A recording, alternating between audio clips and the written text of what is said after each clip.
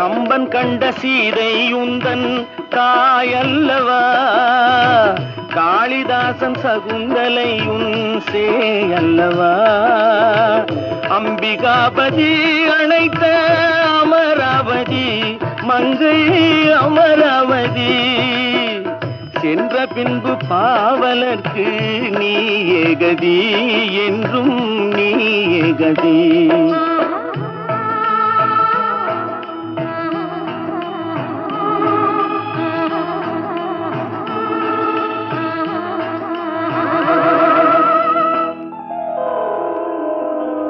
கல்லெல்லாம் மாணிக்க கல்லாகுமா, கலையெல்லாம் கண்கள் சொல்லும் கலையாகுமா.